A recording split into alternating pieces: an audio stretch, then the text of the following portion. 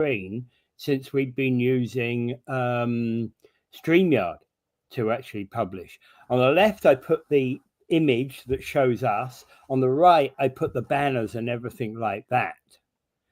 And it helps me because it helps me organize the show, right? But Windows 11 seems to want to put things in portions of your screen. It doesn't want to let you split screen a window. It wants to take it and snatch it.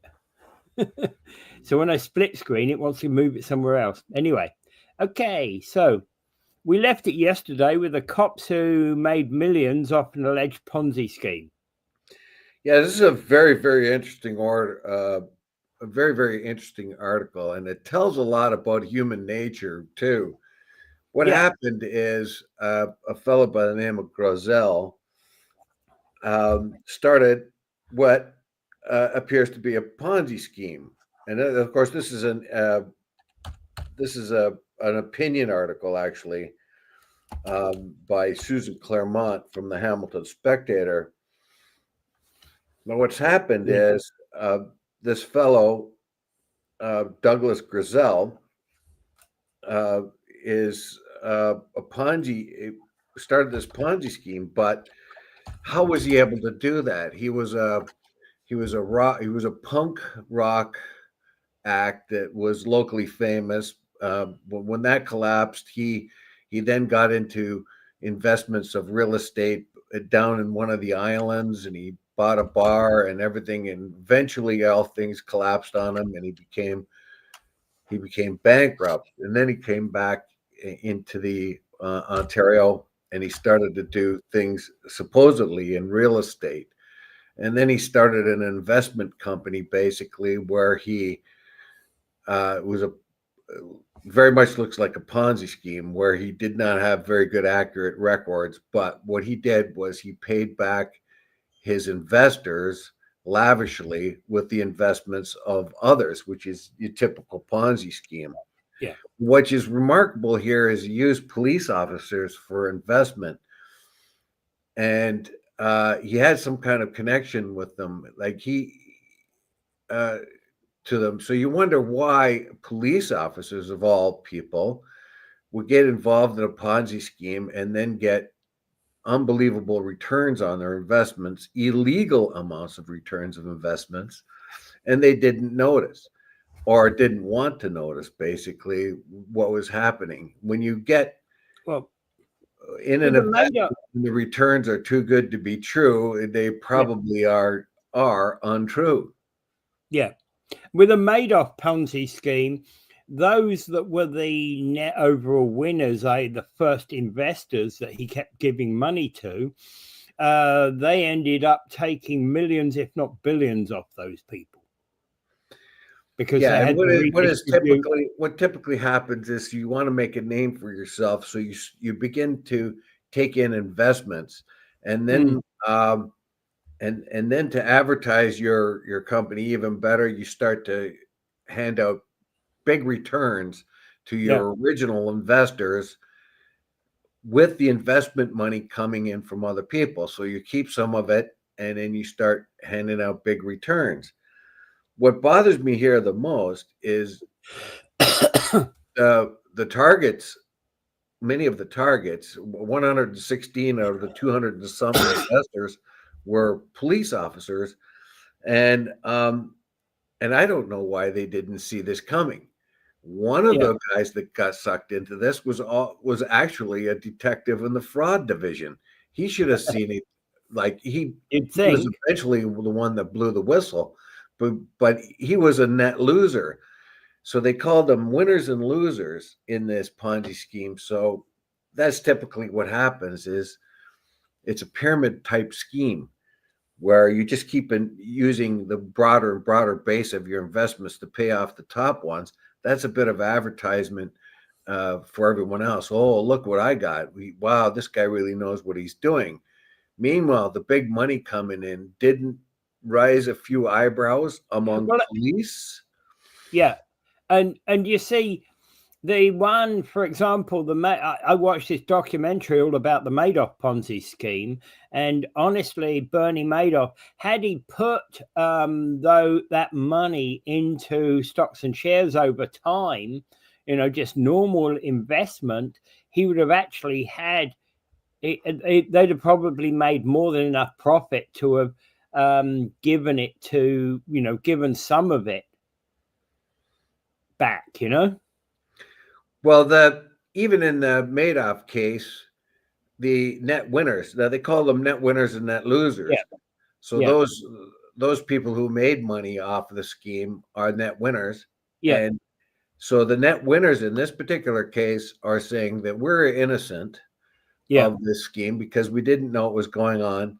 So we should keep the profits. That's the whole point. No.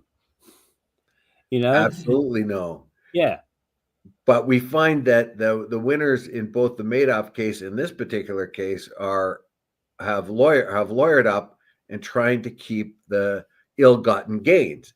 They now realize their ill-gotten gains, but said, well, just because we were innocent of all this, we didn't know it was a Ponzi scheme, and very few of them, or none of them, are actually implicated in the scheme itself. None of them are being charged criminally. Yeah. But for some reason, they think they're going to be able to keep their ill-gotten gains. Yeah, really. It's like somebody stole a car and sold it to me for half price, and then I tell the cops, well, I don't have to give this car back, because I bought it innocently. Yeah, there is I believe for people who innocently buy a stolen car, there is actually, I think, a compensation fund or compensation insurance that you can tap into. Now, what was going to typically happen, or should typically happen, is all the proceeds are clawed back.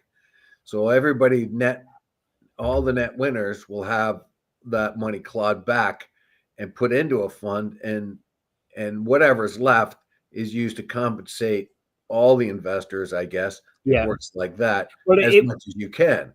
Yeah, as much as you can, but you'll probably only get about 50 cents on the dollar, or maybe less, if you're lucky. And it depends on how much this Grizel guy had left over. Now, he's making it extremely difficult because it wasn't a professionally run scheme. It was a scam. So the bookkeeping is really bad, probably as bad as the federal government's bookkeeping on the Arrive Scam Act. Now you're telling us Arrive Scam was a Ponzi scheme. Well, the Arrive Scam was just a scam. The Arrive Can thing was really just a scam, and it probably has roots somewhere right down when the company that was charged with the Arrive Scam, you can't even find their offices, and when you do, there's nobody in them, and they're in a basement of some little place. But this in particular case, what bothers me the most about this is I have a sneaking suspicion that a lot of these cops who invested must have known that this was a scam. Now, one of the net losers was a detective, and finally a fraud detective, and finally he woke up to the whole thing. But I'm wondering, if he wasn't a net loser, would he have done what he did? Yeah. He tried to take it to the Hamilton police. They didn't want anything to do with it. He tried to do it with the Haldeman police, but they couldn't do it because it was a conflict of interest. So they handed it over to the OPP, who got to work on it. Now, this thing is still being investigated. But what bothers me the most about this is the police. I don't know how they couldn't have known this was a Ponzi scheme. When somebody's raking in the kind of profits they were making from their investments, and they were supposed to be a combination of real estate, startups, and all kinds of other things, and they would have dragon den type of meetings where they go in and he talks in front of the dragons, I guess. But what is it with the appeal of this guy? He was twice bankrupt, and he had That makes him an ideal candidate. Plus, he's a punk rocker with a band called The Trunk. And the Hamilton Spectator described their band's music as beamed up polkas, which actually became the name of their 1996 album. And the group basically was a local punk rock group. And he kind of then from there kind of spun himself into kind of this St. Thomas and Virgin Islands playboy. Yeah. And look, this guy could have been easily researched by the investors in this. And I think they just didn't want to know, because he is described as Douglas Grosel, a twice bankrupt former punk rocker who is now under investigation. But he beat some of his stuff by declaring bankruptcy. If he's twice bankrupt, we do have a whole lot of confidence in him investing. But he must have had a certain individual appeal, somewhat like Madoff, where he had this kind of charm. Like, for one of the things he did was he had a magic show that he'd go around to different schools and perform magic shows, presumably for charitable events or fundraisers and that, which probably made him look really good. And he probably had a certain charm or ability to con people. And you couldn't design this really any better, because what he was doing is he was beefing up the accounts of some of his police investors, and that looks really good. Oh, I got the police here. And he could even have bragged that he had a detective of fraud investing in him, and that of course would make him look really good.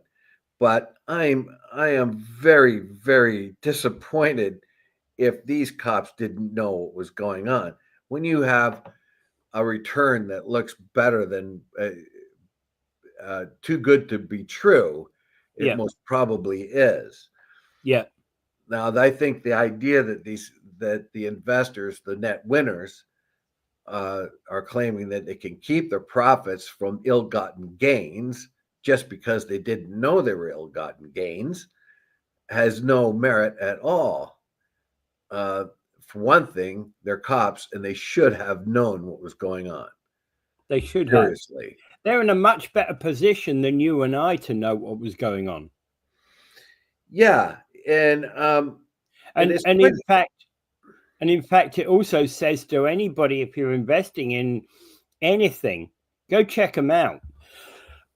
Go figure out who the company is. Go look up the basics about them. Look up their personal history if you know the people's names. Yes, everything was right there. Particularly a fraud detective should have been able to dig into this really quite quick. Now for one thing, he was paying off returns that were illegal. The type of returns he was paying back were illegal. How come these cops couldn't really figure that out? Why was that?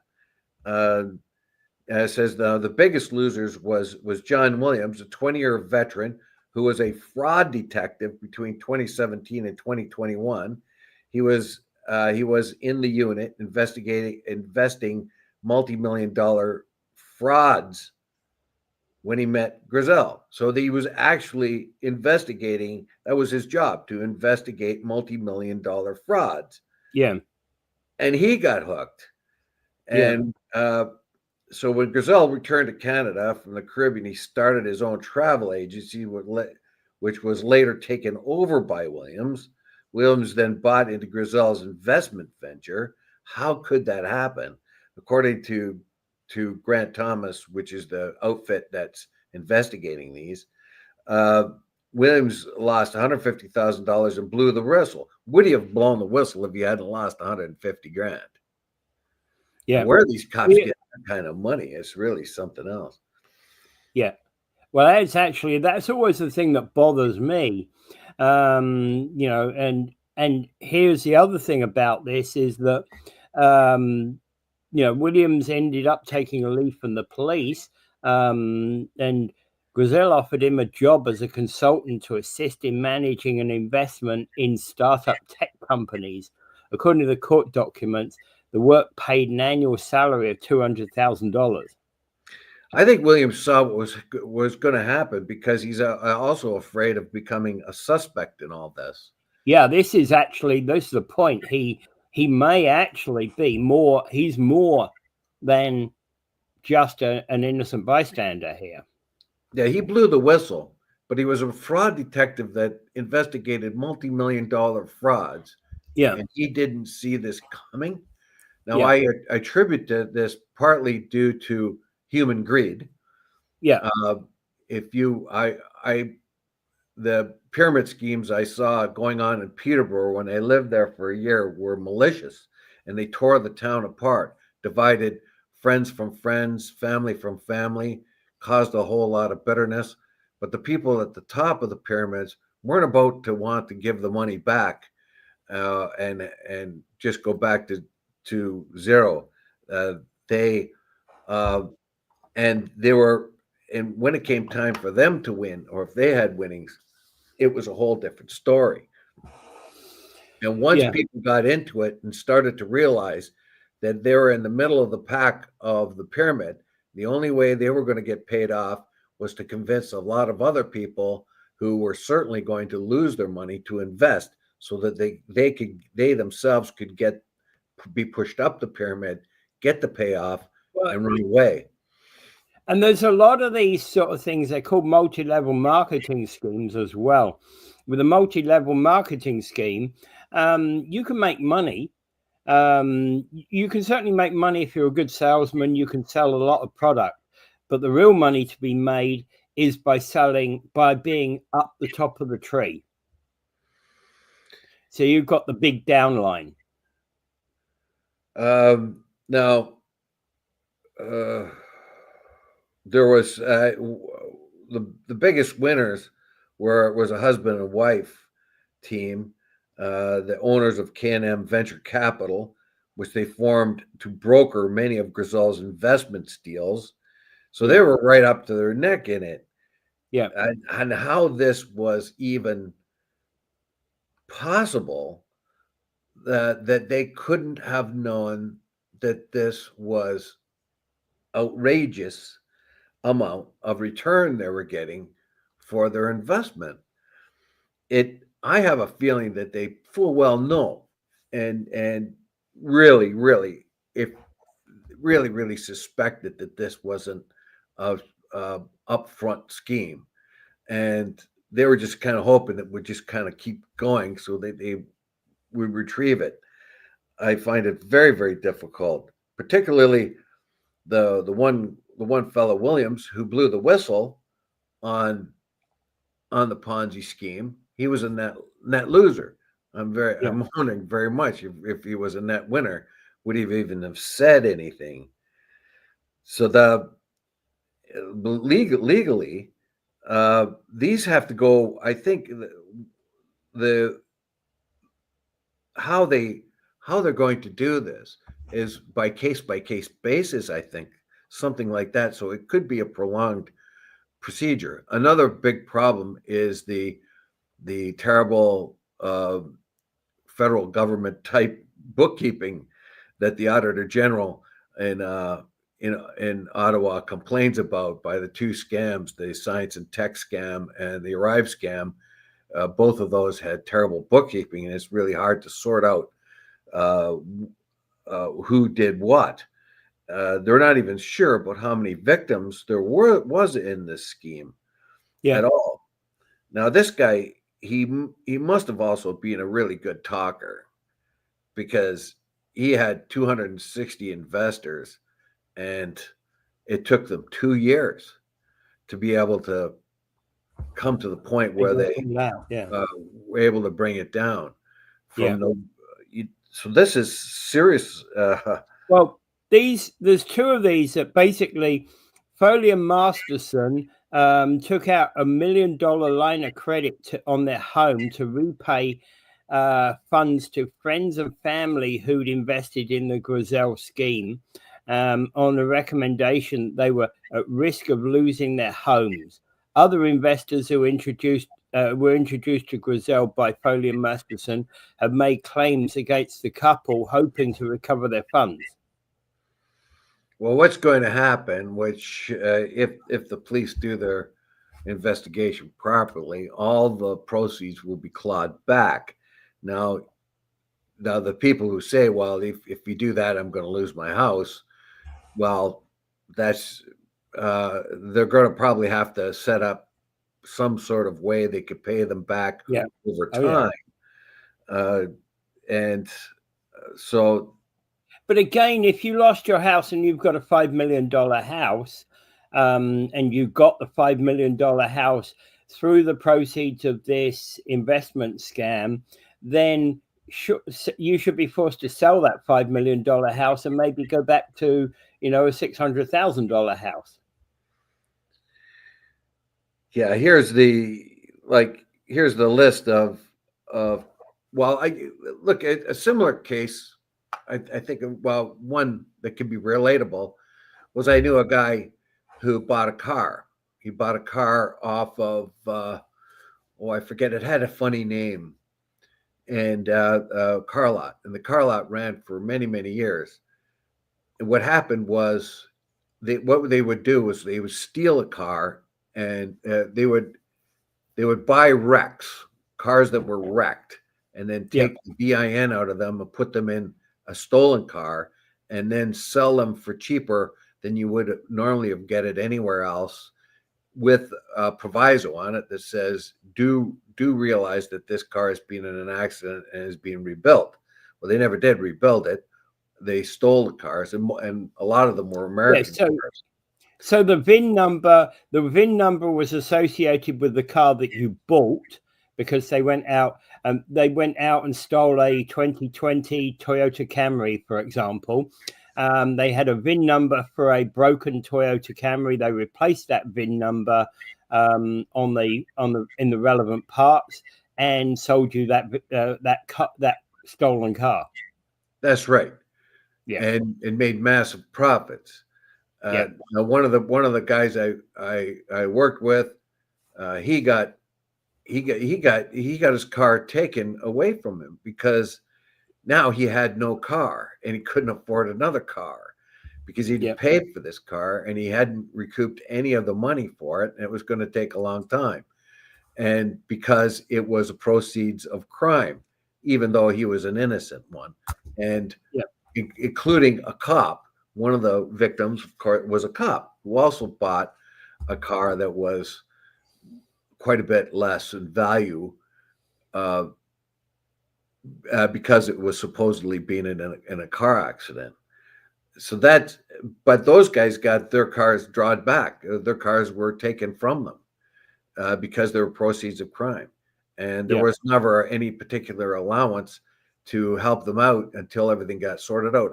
They may or may not have been compensated in part, or even, like, they couldn't even claim it through insurance. It was just a big problem. So they had to. I don't know eventually if they ever got any returns on their stolen cars or that they had bought or not. But this is the same particular case. The law doesn't really care that it was ill-gotten gains. You made a big profit. This is ill-gotten gains, and those ill-gotten gains have to be returned somehow to have to be confiscated, and then the courts will have to figure out how to divvy them back up to the winners and losers in the illegal Ponzi scheme. I think that's how it works, isn't it? You're the legal eagle. Yeah, they would. That's more or less the way it will end up. And what they'll try to do is they'll actually look in these schemes at more or less what the investments have been. So they'll look at the total investments of, say, 200 million people. They've got 200 people who put some or they got 600 or 700 people who put in $1 million, let's say, and they'll figure out, in proportion to what you put in, what you'll get back. Yeah, okay. There's a correction in this story that's put out here. The story was originally updated in January 2025, to correct the value of Bertie Madoff's scheme, which they use as a comparison. Yeah. Madoff's scheme was worth $65 billion, not $65 million as reported. Yeah, that makes more sense. Yeah. Yeah. No, the Madoff scheme is massive. Right. And the people who start at the beginning of the Madoff scheme kept walking away with money. And probably, even though they recovered a lot of money from those people, they probably still were net winners. Now, the reason why I put this in the fact that this is really human nature. So you have all these police who really should have known what was happening. And John Williams, a Halton police officer who once worked for the fraud unit, he was the one that actually blew them in. Well, he was a $150,000 net loser, but eventually reported the loss.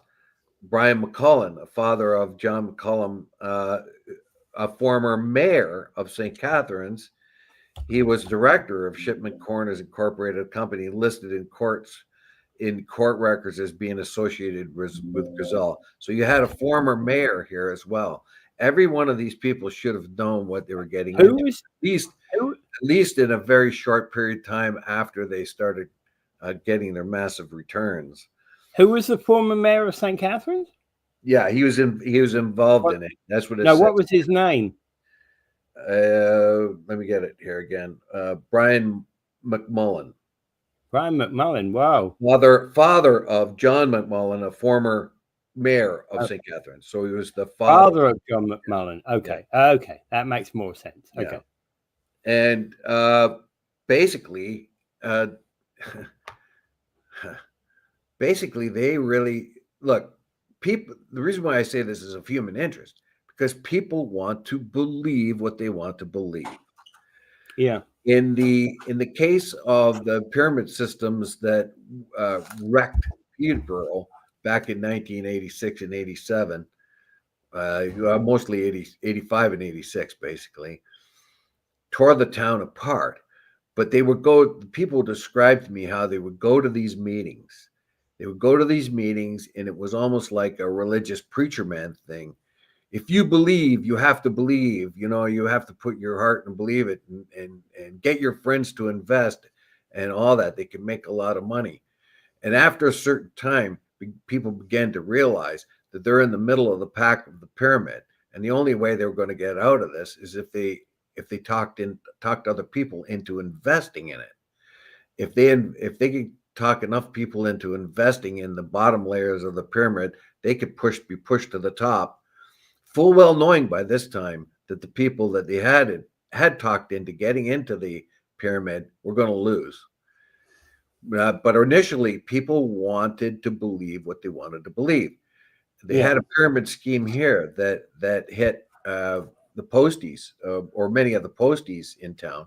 They had a post office worker that got like $43,000 or something. I'm not sure of the figure, but I think it was $40,000+ in one of these pyramid schemes, and then got a lot of her coworkers to invest in it. And the thing is, she got a lot of money, and the people there knew her. And of course, she herself was a victim, because she made sure whoever started the pyramid scheme made sure that somebody who knew a lot of other people and was just an ordinary person like them. Yeah. And then they would go to these meetings, and they were convinced that, they wanted to believe that they were going to make a lot of money for a very small investment. They wanted to believe it. They wanted to believe it really bad. And that's how con artists get you. They talk you into believing what you want to believe. You are capable of investing $2,000 and get $40,000 out of it. why are you sitting back on your haunches? Well, Look at so-and-so over yeah, here. They yeah, did the same thing. They had money letters in GM way back. I remember them, and I remember vehemently trying to talk to a young GM employee, telling him, do not get involved in that. That's a con. What happens is one or two of the guys on the line get a big payoff, and that encourages everybody else. Well, he got a whole lot of money. I'll do it too. yeah, And then they're not willing to listen to reason thereafter, because obviously it must be true, because Fred, he's just an ordinary guy, and he got $20,000, have only invested $1,000. If he can do it, I can do it. And I'm smarter than him. And when I was in Peterborough, they had a young mother, cute as a button. She was a pretty girl, and she had like, by the time she was about 24 or 25, she already had 4 kids in tow, and they were all really cute. And she won $22,000 with an investment of about $1,000. And then she was so pleased by this, she went around to all her friends saying the same thing. Look, why don't you get involved in this? I made all this money, and I'm just your average everyday yeah, housekeeper, housewife, and I made all this money. And so she was so enthused, she wanted to share this with her friends, and even took some of her winnings and reinvested in more pyramids. And she said to me that keeps the pyramids going. If you take some of your money, the $22,000, and then reinvest another 1,000 at the bottom of the pyramid, that keeps it going forever, and then everybody can get a lot of money. And I just kept arguing. I says, it can't happen. But her friends, including my landlady, were just gobsmacked by this. And I had a landlord and a landlady both invest in these things, no matter how much I tried to convince them otherwise. I yeah, even made up a diagram showing that even if they won, that means 16 other people will not get money. For every person that gets money from a pyramid scheme, 16 other people will lose forever. yeah, And you know what the answer was from one of them? Oh, I can't worry about them. You see, yeah, the greed factor and what I want to believe. yeah. Um, in Well, fact, it's the same factor as probably it's like what it is Dave. You never have to work again in your life. Place yourself 20, 30 years back, right? Dave, you never have to work again in your life if you do this, right? Your ears, you got, the average person goes, oh, that's a good idea. I don't want to work. If I can have a nice house in the Bahamas, I'll never work again, type thing. And somebody starts to sell you this possible dream. yeah, in this Right? case, it's a And that's much what more makes you modest. buy In in. this case, it's a much more modest one. It's Yeah, like dangling 40 or $50,000 and all you have to do is throw in $2,000 or $3,000. yeah. And And if you then can't there's afford it, been, you can go partners, they say. yeah, and there's actually a number of these. There's been Ponzi schemes around, for example, things like cryptocurrency. Yeah. My point though is the people who set these things up know human nature. Yeah. Oh yeah. They all they have to do is set them up, uh, make sure that a couple of people win, and people that everyone else knows wins, like the guy on the line in GM, or the housewife in Peterborough that a lot of people know. They put in a couple of people that everybody knows that are innocent in the beginning of the scheme, and after that they just let it happen because people and their greed want to believe these things, and all they have to do is set them up, skim a whole lot of money off it in the first month or so, and then run. And nobody knows in the end who originally set these up. Yeah. in Peterborough, they had pyramid schemes from small to large all over the city. And if you ask any one of them, who was the one that started this? Who knows this? Everyone knows who were the second or third person, a couple of the people who won, but nobody. Then they started setting up their own pyramid schemes long after the organizers came in, made a pile of money, and ran. They would try to set up their own pyramid schemes to get some of their money back. So they said, well, we'll start one up. And they get all their friends in the basement and they would do the preacher kind of thing. But You can do it. You have to have faith.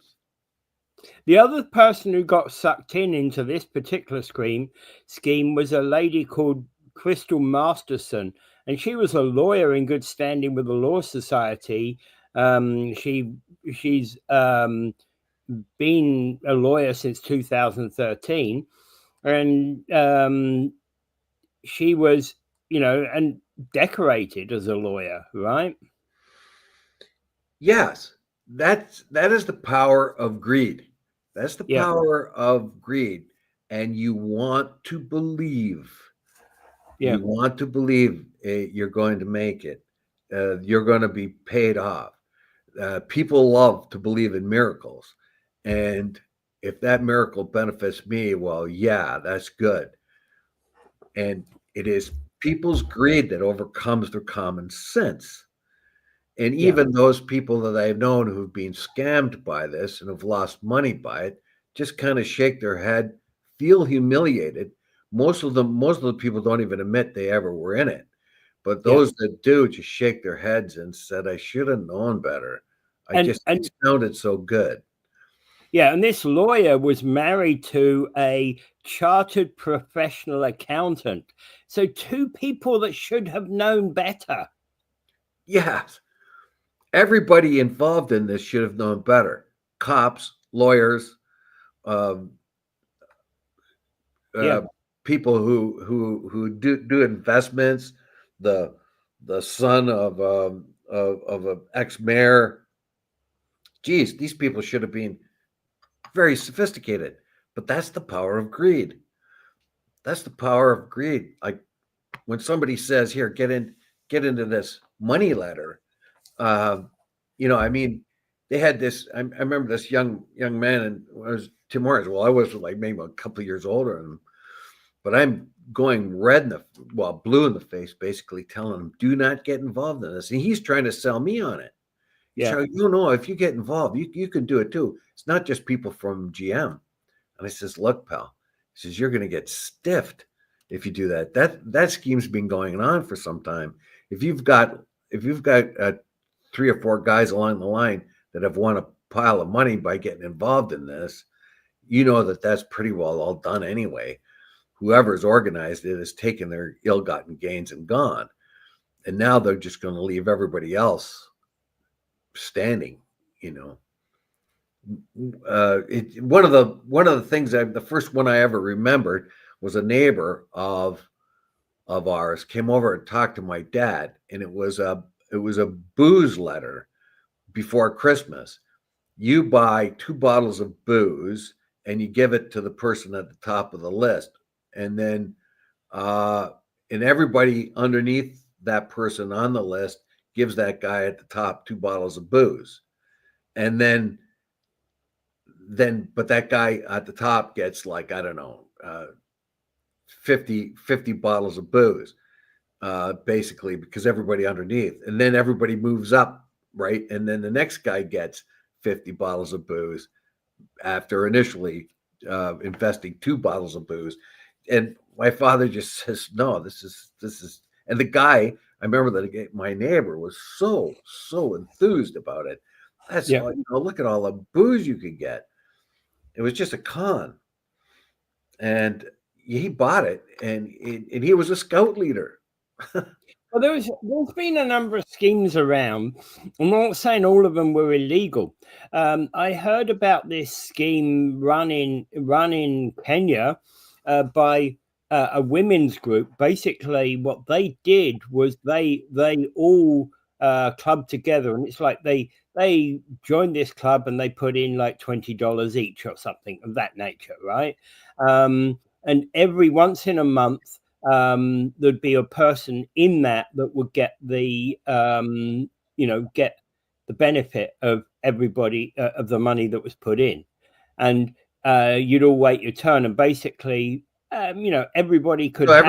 every month, everybody threw in $20, Yeah. and then once a month, someone would get it all. Yeah. That's not the same thing at all. No, but they would rotate that around the club, right? Well, It's not yeah, a but Ponzi that's not the scheme. same thing at all. Yeah, no, Not at all, because you have a and closed it was number of used people. often, and it was used often to help the people who were the most needy in that group. Well, yeah, that was not a scam at all. That's got nothing to do with scamming. No, It's not a absolutely. Ponzi scheme, and of course, that's not illegal. It's just not as. It's like investing in a 50-50 draw. So everybody like say everybody goes to the union meeting and you have a 50-50 draw, and $50 goes back to the union and 50 or to a charity, and the other guy gets half of it. That's a closed group of people that do that kind of thing all the time. Yeah. Oh yeah. If in this particular case everybody throws in $20, it's a closed group of people that do that, and they direct that amount of money to one of the members that are struggling, one or two of them, and then the next month everybody throws in another 20 again, and then you direct that group of that amount of money. That's completely different. That's not a scheme. That's not a scam. No, I was just going to say that's a different matter entirely. Yeah. But it has the basis.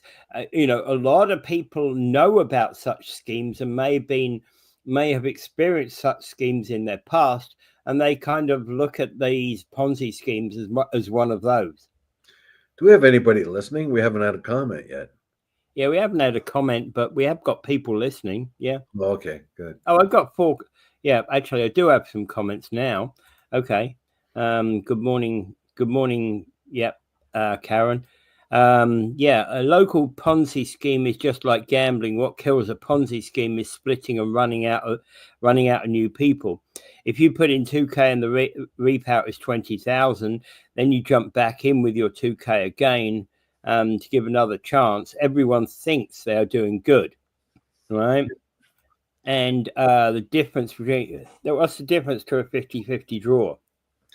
You see the greed factor here, though, the egocentricity, that the winners in this, the net winners of this Ponzi scheme, don't want to give up their ill-gotten gains. Yeah. Obviously, if you ask anyone, right, those are ill-gotten gains. That has to go back. You can't keep that. Or I get to keep it. How is that logical? First of all, you got into a scheme you should have known was a scam, particularly. And secondly, you're a cop. And a cop, and one of which was a fraud detective. Yeah. And so you're getting outlandish kind of returns, which you should have known was happening. And then after the whole thing comes tumbling down, you say, well, I get to keep it. Don't you have any morals or any ethics? Obviously, somebody got burnt for the money you got. That money has to go back to the person that got burnt, or as much as can be possible. It's just basic ethics and morals. And you've got cops and lawyers and other people that somehow try to rationale the fact that they should keep ill-gotten gains. Yeah. All right. Moving on. Poilievre says he's not aware of more than 2 genders. Yeah, I put that in there. Because, of course, Trump has said this, and I wish everybody would just shut up about Trump. But Trump says, but it's kind of impossible right now. But Trump says that right in front of the World Economic Forum and in his inaugural speech too, there are 2 genders. That's it. We're not going to let male athletes compete with females and all that. That's, of course, a very populist thing to say.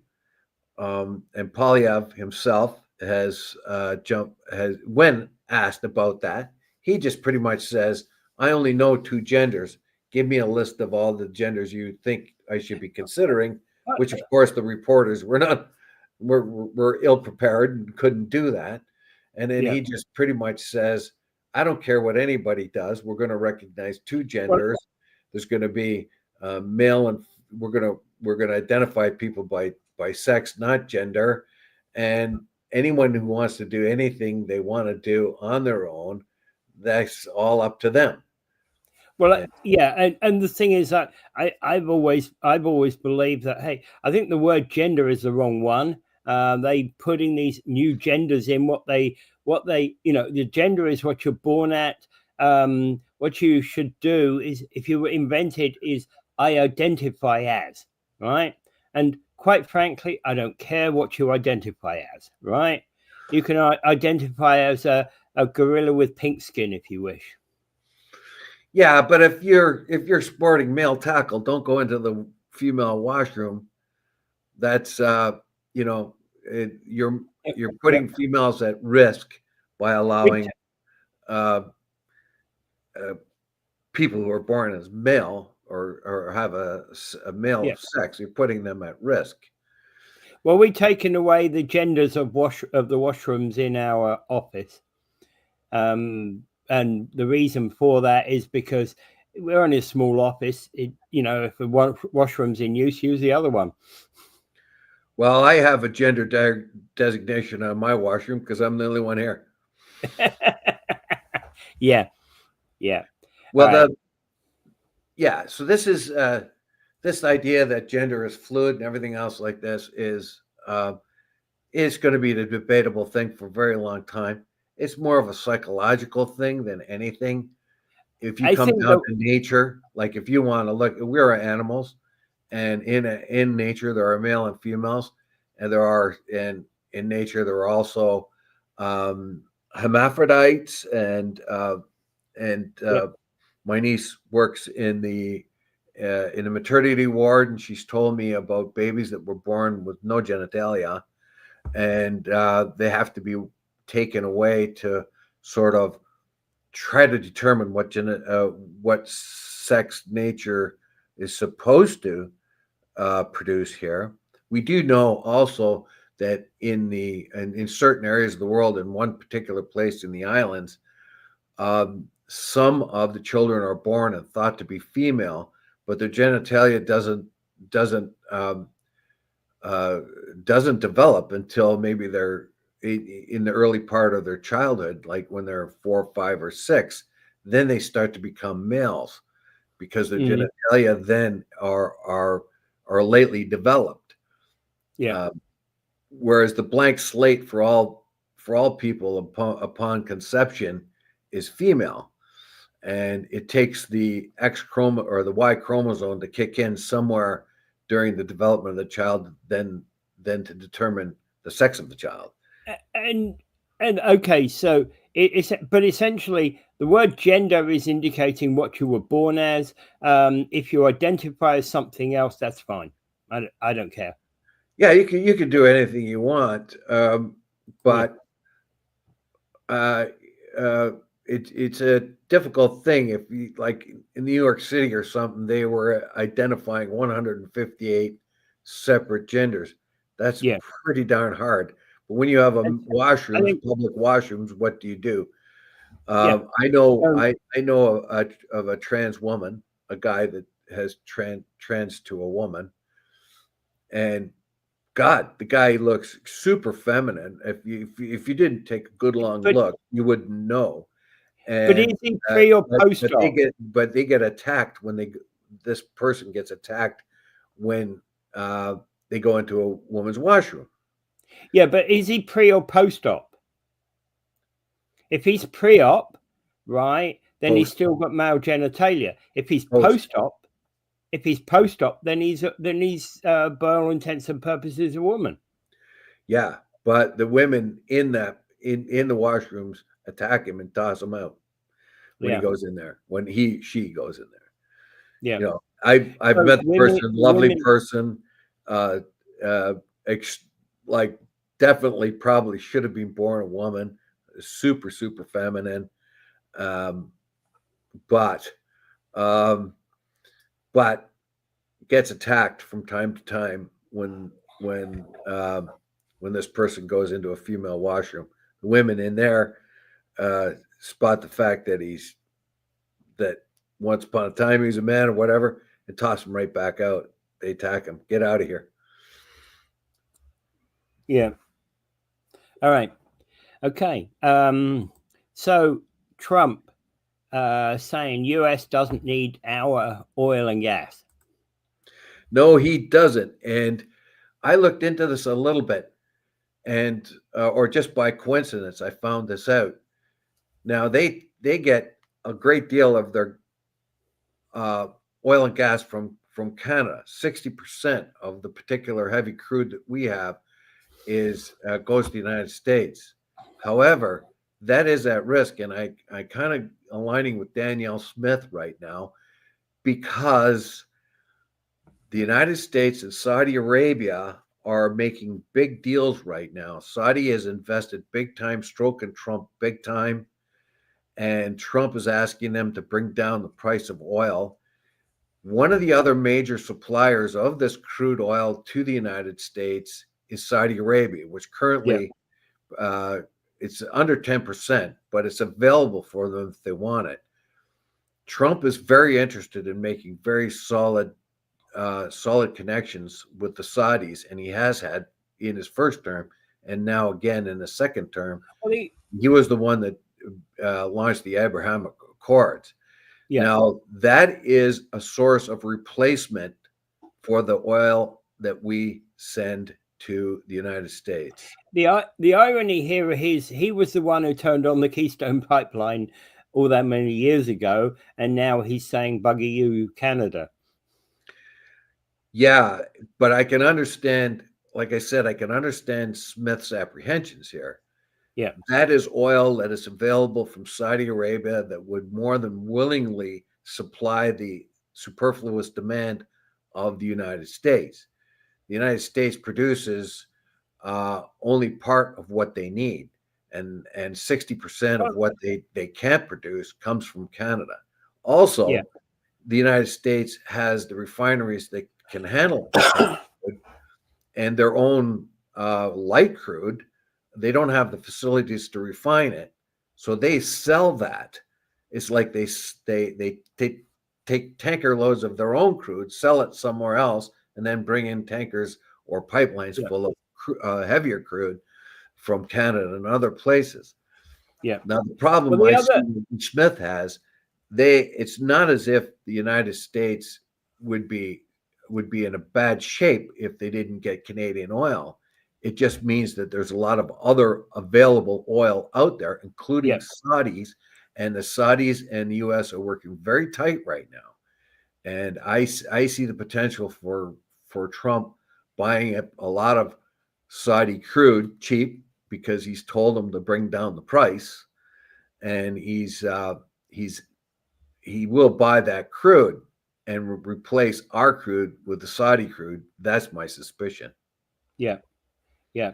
The other question really with that is that it has been said for a long time that US sits on the US utilizes other people's oil rather than produce its own oil, but in fact actually it's sitting on the oil that it has that it develops today is probably only a tenth of the actual oil reserves that the US has. I don't know how true that is, but I've heard that many, many times. Well, once fracking happened, if you go back into the 80s, it looked as if that's it. They don't have enough oil. And they were a heavy importer after that. And that's why when OPEC had its oil embargo, it affected the United States so badly. But since fracking came in, they have an abundance of crude oil. They have an abundance. Now, they don't have the same kind of reserves that we have. We have the third largest. Venezuela has the first largest. And I think Russia the second largest. Yeah. But Nigeria has a ton of oil. Mexico has oil. Now, of course, they're going to put tariffs on that, too. Mexico has lots of oil. Nigeria, other places in the world have all kinds of oil. So, Yeah. but the one that bothers me the most is the Saudi, because of this sort of love affair that talk about bromance, like Trump and MSB or whatever it is, Mohammed bin Salman, MBS. They have this kind of bromance going on, and the Saudis have already started to invest heavily in the United States, and Trump is pretty proud of that he's attracted that investment. We cannot invest in the United States like Saudi can invest in the United States. So Saudi will be looking for favors. And one of those favors is, let me take a big hunk of the oil that you get from Canada. We give you less than 10%, and Canada gives you 60% of the oil that you can't produce, that you still need. Well, how about giving us 30 or 40% of it, or even 20%, even doubling it? That would hurt us. There are other sources for that oil, but sources they would rather not use, like Venezuela. So you have a very dodgy government, a repressive authoritarian government of Saudi Arabia, which will get special favor, and that may take in. Randy in Chippewa says, we have all forgot about OPEC, who withheld oil from the U.S. market in the late 60s and 70s, which was actually caused a search for oils in Canadian oil sands. Well, we already knew we had oil here. It was just a matter. It was a lot of the oil sand stuff was too expensive to extract. We had other kinds of oil too. I don't know. We probably have the ability to do some fracking as well to multiply our reserves. There's a lot of argument against fracking, though, and I'm not getting in the argument either way. Well, they pretty much dismissed it. They pretty much dismissed the arguments in the United States, and you're not going to get any serious objections to fracking in the United States right now because of the guy who's in charge, Drill Baby Drill. He seems to have no particular environmental sense at all, because he just sees, and he's right about that too. If you free up the amount of energy reserves they have in the United States, and then do not restrict its use, you will have boundless amounts of energy, cheap energy for your industries and your citizens, except the fact that it's going to make a mess of the atmosphere. Yeah. He don't care about that. He's already pulled out of the Paris climate accords. Yeah, because he thinks it's all fake. I know. For the second time in 2 administrations. Yeah. Okay.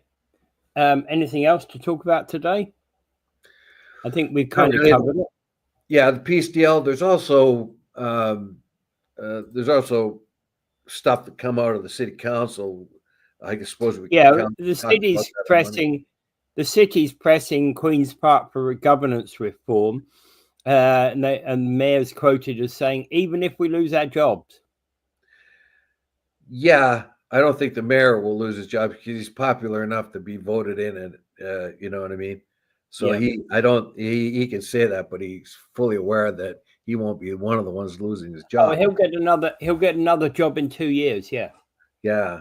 So, but there is this one article that you posted that might be of interest to our listeners, that more than 100 faith leaders urge Ontario Premier Doug Ford to rethink construction on Highway 413 as an ethical thing because it's going to damage the environment. And the idea, and this is 160 faith leaders from Christian, Jewish, Muslim, Buddhist, and Unitarian traditions. So you have it right across the board. Yeah. Pretty much like you can't get. Well, that's exactly why I sent it to you. Yeah. And the First Nations are chiming in as well. Well, exactly. Of course, the First Nations have been on this right from the outset, right? They've always opposed it, and the point being is that it's seeing other faith groups get involved in it. Yeah, it says the various faith-based community leaders say that their traditions share a framework to provide, to, in quotations, provide caring stewardship of the earth, and as a result, must speak out when decisions threaten the integrity of the environment and well-being of the present and the future generations. They, of course, are worried about the carbon emissions and the environmental damage that the highway will create. Plus, they're on the government for taking away bike lanes and other things of that kind. When I first read it, I thought, "Whoa, it looks like a lot of religious leaders like to bicycle because that's part of their thing." And yeah, I could just see a bunch of rabbis, imams, Well, and, actually, the and, funny thing and is, bishops riding down the road on bicycles. I've only ever really, I've ever really only ever really known one reverend, and he used to bicycle all the time. I used to have this comment to him about him bicycling with his frock on, and how dangerous that potentially dangerous that could be. But he never had an accident. Well, because he had the big guy upstairs taking care of him. Yeah, yeah, that's always what he said all the time. Yeah, Nice he did. guy, nice guy. And well liked within the community. So these are people who know about what the community wants and listen to the community. Well, we know the answer to this, that Ontario is already gridlocked with too much, has expanded quickly population-wise, and the transportation systems have not kept pace with that. Yeah, And as bad a environmental crisis or environmental problem that might cause, that highway is going to go ahead. But Dave. the 13 in its name may cause the government some problems, be a little bit bad luck Hey, for Dave. them. Hmm? Right, go on. You were saying. Yeah. So basically, they're saying that the government is serving the interests of big money and not being a proper steward of the country. But what their solutions would be, I would like to hear them. I don't like big highways either, but I can't see them being avoided. Well, unless you're going to put infrastructure into things like trains, trains and other alternatives, I don't see highways can be avoided. Right now, a lot of our highways were not being built because of the a lot of investigations into environmental effects and so on. It held them up. Governments like the NDP and the Liberals were loath to offend the people the green aspect of their own parties. Yeah, However, it gets to the point where it just has to be done. You're going to have a road. You got to have a road. yeah, As much as I just like saying that, you do. yeah, yeah. You've got to have a means of movement, right? Let's be more correct. It's not about a road. It's about you have to have means of movement because us people, us humans, need to move. It says here that the open letter says that the act will increase carbon emissions, make roads less safe, and undermine efforts to reduce greenhouse gas emissions and protect biodiversity. Well, if you have a bunch of cars in a gridlock spewing gas because they're moving like a meter an hour, that puts a lot of emissions It into does. the It does. atmosphere. Yeah. I can't see an avoidance of this when those highways are being built. Presumably, 20 years from now, we'll all be driving electric cars. So, if that Yeah. is the case, Well, but again, what I agree with Mike Cushman on this. If you want to have people going to railway, you've got to build the infrastructure first. You've got to put the trains out there on the tracks first. yeah. And what we've done is, like back in the 80s, we started tearing up a lot of our train tracks because they were Yeah, not being used. You had, I used to drive over them when they tore them apart. They had train lines all through Haldeman and County. Um, all kinds of the old TH&B rail lines that they no longer used. There were spur lines. And I thought to myself then, these all could have been used as people transport. The tracks were already there. They did. Instead, they tore them up. Yep. Oh, yeah, now absolutely. they have to try to lay them out again. And I don't know. But at least did they sell the track lines of the right of ways for the railways, the old like TH&B and Don't other know. spur lines? Don't know. You know? Yeah, don't know. That's something I haven't a clue. And certainly what Canada was doing in the 80s, Britain did in the 50s, right? Britain had more miles of track, in its boundaries than any other country in the world. Certainly more than any European country, and it is, most European countries beat Britain because they tore up all the side, the side rails, the branch lines. Well, what happened in Britain? Britain was the first one to really significantly put a lot of rail traffic in way back, but they didn't do it in a planned way. They did it willy nilly. This guy would invest in the railway from here to there. But there was but you could go from every village to every town. Yeah, to every big city. Now the difference between Britain and France, because France came along a little bit later, they were able to plan their rail networks much more suitably to their environment and the needs of the people for the future. And Germany, oh God, in Germany, if you're remember, there, much of German railways, etc., were built during the Nazi era. Well, we could go there too, because the Nazis are doing kind of like what Trump is doing now, in a sense, doing a lot of things that a lot of people agree with really quick. He's saying stop the border, and he sends his army down there. He does this and that very quickly, all very populist kind of things to do. The Nazis realized that their infrastructure was a means by which of putting people to work and also prepare for the war. They wanted the Autobahn, of course, and things like that were all started by the Nazis. And they developed Autobahn, they developed railways and the like, but they also planned them very well.